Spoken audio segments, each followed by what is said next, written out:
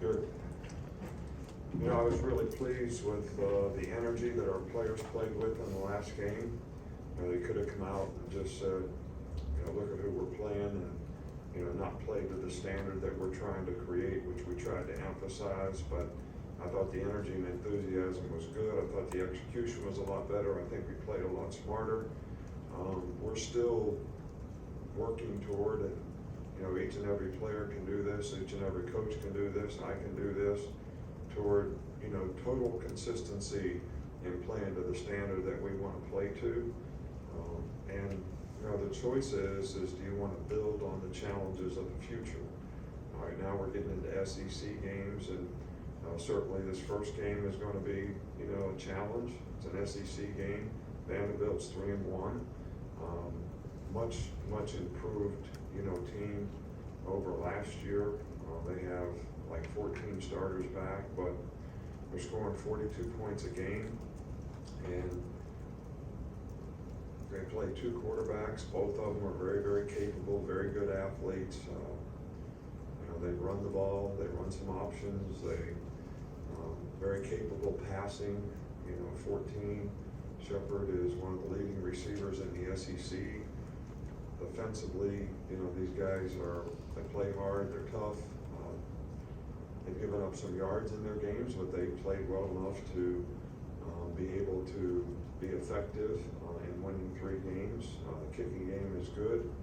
The punter is one of the leading punters in the country in terms of 48.9 yard average. You know, Joseph has done a good job of kicking for him. So, you know, this is a, you know, good all-around team and going to be a challenging game for us.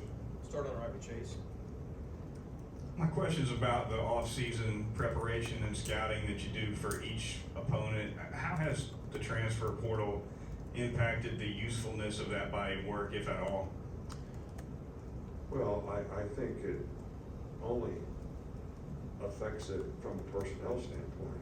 It doesn't usually affect it dramatically from a schematic standpoint. You know, technically, what does the other team do? Their offense or defense doesn't change dramatically unless they change philosophies, change coordinators, change personnel in some way to do that. But you don't know for sure who the players are going to be, you know, in a lot of cases, and how they're going to use those players. Go in the middle with Michael. Yep.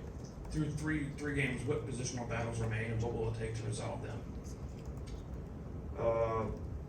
You know, I'm not going to speculate on players and positions, and you know, everybody's in competition. Nobody's entitled to a position. Everybody's got to go out and compete every day, and play well, and do the things they need to do to play winning football. And you know, the more guys we get to do that, the better off we're going to be. So there's no personal matchups or battles that I care to discuss. Charlie on the right. When you were looking at Tyler Steen when he was in the transfer portal, what did you like about his game when he was at Vanderbilt? Well, he's a very athletic guy. He's got really good power for his size, and he's a good pass blocker. Very smart guy. Understands, you know, how to play fundamentally, use his hands, and has, you know, played pretty consistently for us, you know, in the 3 games that he's played, and certainly not disappointed us in any way, shape, or form. He's got a lot of experience, which I think helps. So, you know, we're very pleased that he's here. Go in the back with Gary. Hey, Coach, I know the players had a lot of fun with Will Anderson, you know, getting his pick 6, and I want to know what's been the most fun about watching him. And I know you played defense in college. What are some of the assets that you see from Will that, you know, back in the day maybe you wish you had? Well, you know, Will's got great passion for the game, plays with great energy and enthusiasm. You love coaching guys like that. And I think it's infectious to other players on the team as, you know, you see the reaction, you know, from his teammates when, you know, he has success and, you know, scored a touchdown. You know, we need to do more of that, not just Will, but everybody on defense. Create more turnovers, make more big plays, make explosive plays, score on defense. I mean, those are really, really fun things for any defensive player. So I know it was really fun for Will and his teammates to see him do it. Mason. After the game, we saw Kyrie Jackson leave in a walking boot. I was wondering, yeah, do you Yeah, he sprained his ankle on the punt return. I think the one that Brian Branch ran back for a touchdown. I don't think it's significant, but you know, when you have an ankle injury, you got to go day to day, and we'll see how he does, you know, this week. Up front with Nick. Now you've seen Jaheim Otis, a few games from him. What stood out about the way he's performed? He's done a good job. He's a young guy that has played really, really well. He's powerful. He's hard to block. I thought he probably played the best he's played on the most consistently that he played probably in this last game. So hopefully he'll continue to develop, and we can develop some other guys in the defensive line that provide more depth for us as well. In the middle with Nick Alvarez. What do you think's led to some of the success you guys have had when running tempo offensively this year, and has there been any discussion on maybe doing it a little bit more in non-2-minute situations? We have been an effective tempo team. That's something that's been good for us. It's something that we work on, that you really got to get the players to, you know, get up and down, get ready, and go. I think, you know, Bryce likes it when we do that. I think it's also beneficial when we spread the other team out and do that. So we just got to keep working on it and hopefully continue to make it an asset for us in the future in terms of how fast we play and how we execute. Far left with Steven. Coach, you mentioned how the challenge of Vanderbilt's going to be, but just watching Coach Lay, how has he, in your opinion, kind of changed that program a little bit?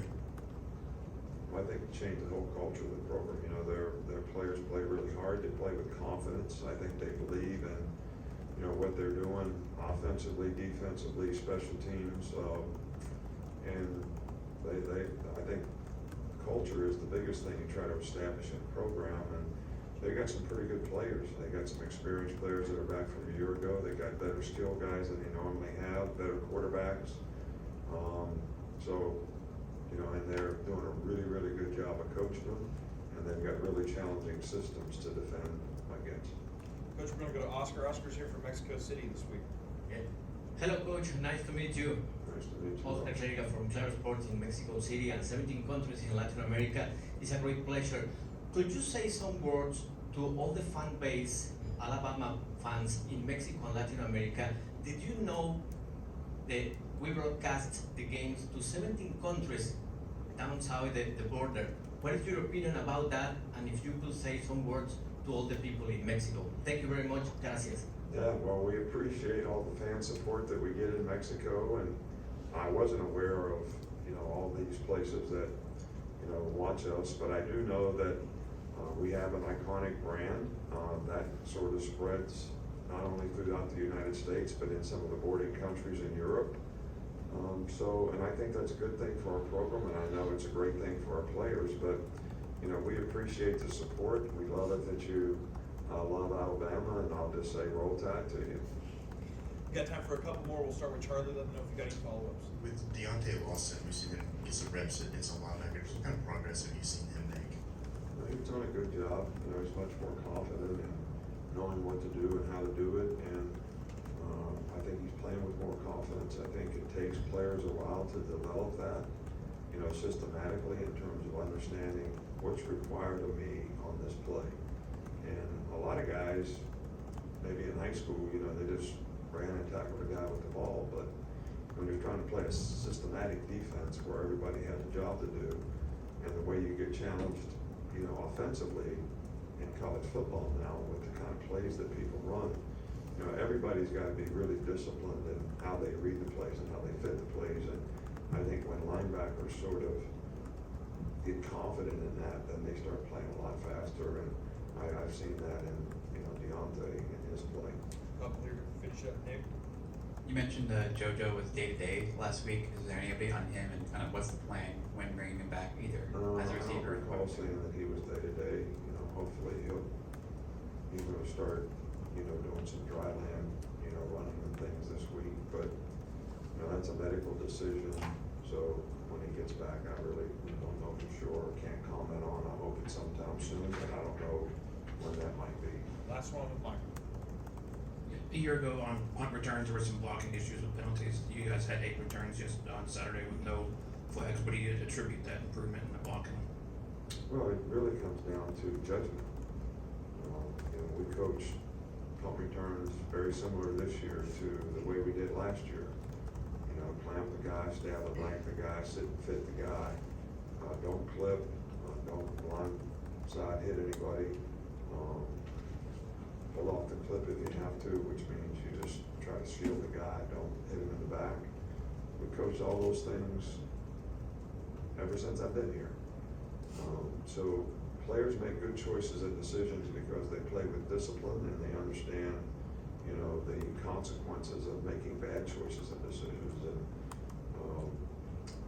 one of the things that we want to improve on is to be able to play penalty free and eliminate penalties, even though we still got a few too many penalties in the last game. It was better than the game before, and hopefully we can continue to eliminate that. All right, coach, that's all we got.